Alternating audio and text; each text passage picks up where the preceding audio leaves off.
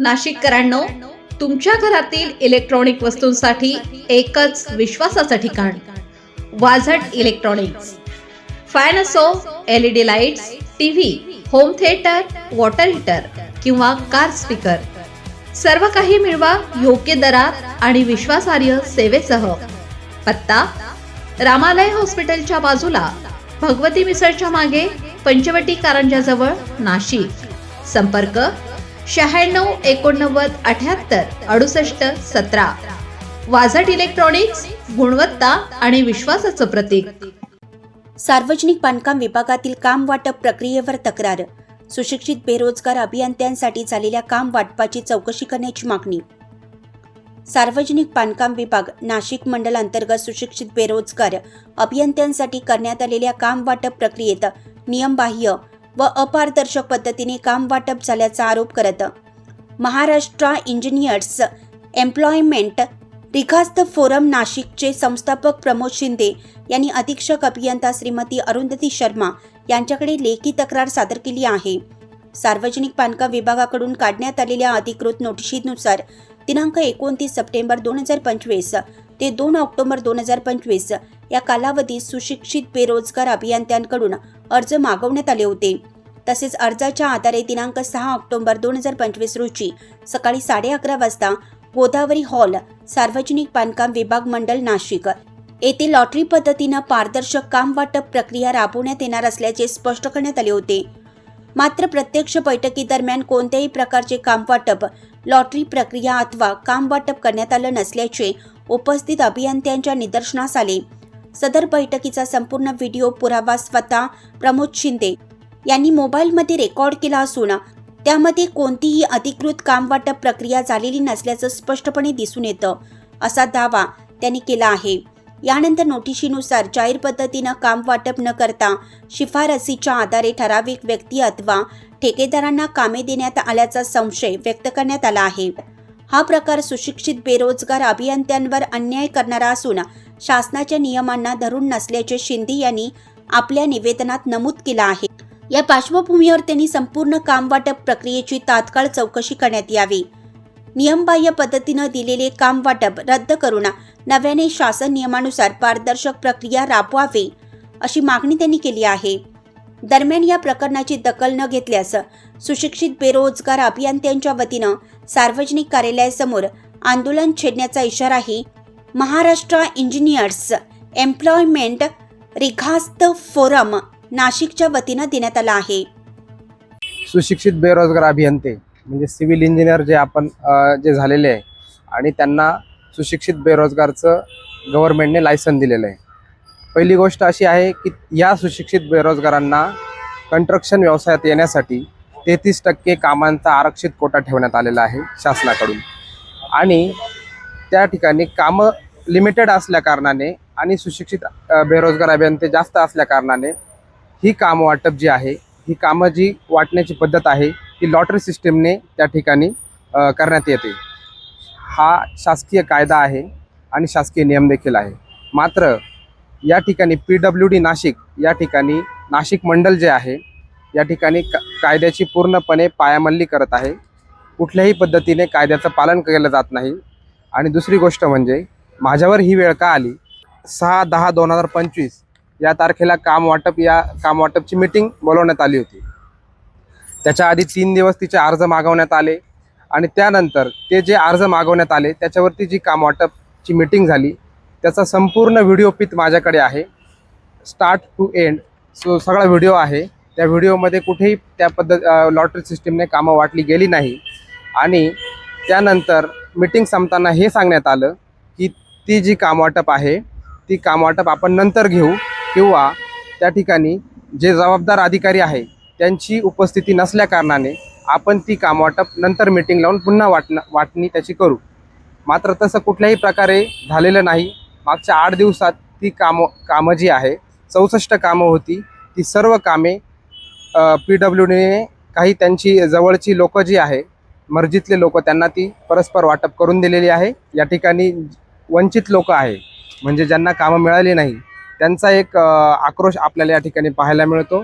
आणि त्यांचं या ठिकाणी आमची जी संघटना आहे महाराष्ट्रामध्ये त्याच्या वतीनं आम्ही या ठिकाणी निषेध करत आहोत.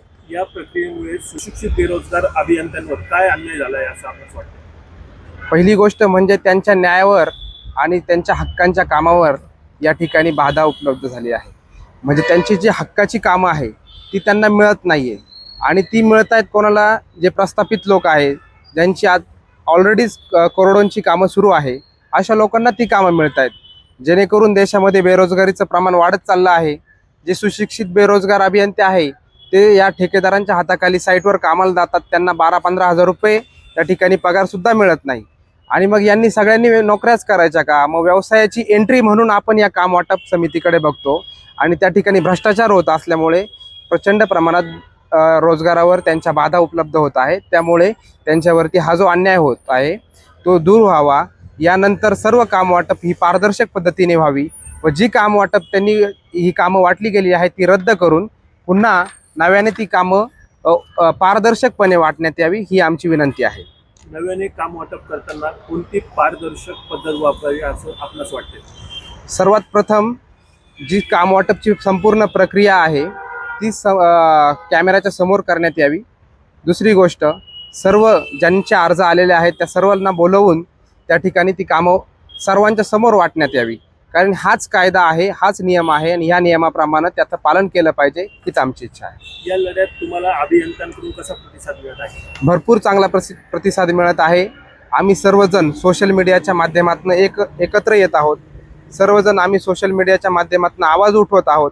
समाजामध्ये याची जनजागृती करत आहोत की ह्या PWD अत्यंत कॉम्प्लिकेटेड हा विषय आहे. सर्वसामान्य माणसांना या संदर्भात माहिती नाही आणि त्याचाच गैरफायदा या ठिकाणी प्रशासन घेत आहे. आणि जी मूळ काही लोक आहेत जी वर्षानुवर्ष कामं करत आहेत त्याच लोकांना ही कामं दिली जात आहे. ज्यामुळे सर्वसामान्य घरातला जो मुलगा आहे, ज्याला आता या क्षेत्रामध्ये करिअर करायचं आहे, ज्याला ठेकेदार व्हायचं आहे, याला ठेकेदार होतानाच त्याची एंट्रीच त्या ठिकाणी होत नाही. आणि ज्यावेळेला तो ओपन टेंडर भरायला जातो त्यावेळेला त्याला वर्कडनची कंडिशन असते, अट असते.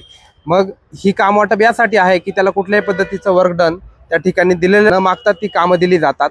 आणि जर तो ओपन टेंडरही भरू शकत नाही आणि ही काम वाटपामध्ये त्याला काम मिळत नाही, त्यामुळे त्याचा त्या ठिकाणी पूर्णपणे त्याला ब्रेक लागतो आणि तो त्या ठिकाणी पूर्णपणे नैराश्यात जाऊन इतर ठिकाणी 10-15 हजार रुपयावरती नोकरी करतो. जाता जाता सुशिक्षित बेरोजगार अभियंत्यांसाठी काय आवाहन करा? हेच आवाहन करेल, माझी जी संस्था आहे Maharashtra engineering employment right forum, या ठिकाणी आपण त्याच्यात सामील व्हा आणि त्या ठिकाणी आपण यांच्या विरोधात आवाज उठवूया. आपण सर्वजण एकत्र येऊयात. कारण की हा फक्त माझ्या एकट्याचा प्रश्न नाही आहे, हा संपूर्ण जी नाशिक जिल्ह्यामध्ये जेवढे सुशिक्षित बेरोजगार अभियंते आहेत त्यांच्या हक्काचा आणि न्यायाचा प्रश्न आहे. त्यामुळे आपण एकत्र येऊन याच्यावरती आवाज उठवूया हीच माझी विनंती सर्वांना असेल. शिफारसीच्या आधारे काम वाटप झाल्याचा संशय आपण व्यक्त केला आहे, काय कारण आहे, काय सांगा? माझं नाव दिनेश रघुनाथ उनावणे आहे. मी BJPचा सामाजिक कार्यकर्ता आहे. आमच्या निदर्शनास असं आलेलं आहे का ही जी काम वाटप समिती आहे सुभेची, ही समितीच बेकायदेशीर आहे. याला कुठल्याही प्रकारची शासन मान्यता नाही आहे.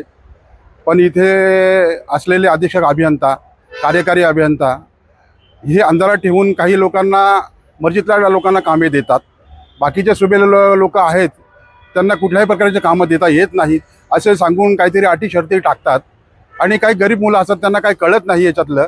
त्यामुळे हे अधिकाराचा गैरवापर करून सुभेंना कामं वाटप करत नाहीत. प्रशासनाने दखल घेतली नाही तर आंदोलनाचा इशारा आपण या ठिकाणी दिला आहे, काय भूमिका असणार आहे? या ठिकाणी आम्ही सार्वजनिक बांधकाम मंत्री यांना ईमेल पाठवलेला आहे का संबंधित ह्या संपूर्ण कामाची जे वाटप झालेलं आहे काम वाटप त्याची संपूर्ण चौकशी करण्यात यावी. समिती जे बी अधीक्षक अभियंता आहे, कार्यकारी अभियंता आहे यांची बी चौकशी करण्यात यावी.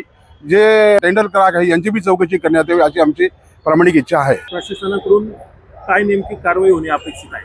प्रशासनाकडून आम्हाला एकच हे का ही काम वाटप जी केलेली आहे बेकायदेशीर केलेली आहे, याची प्रक्रिया पूर्ण परत राबवण्यात यावी आणि मीडियासमोर राबवण्यात यावी, जेणेकरून सुभेंना कामं मिळतील, बेरोजगार लोकांना कसे कामं मिळतील हा आमचा महत्त्वाचा प्रश्न आहे.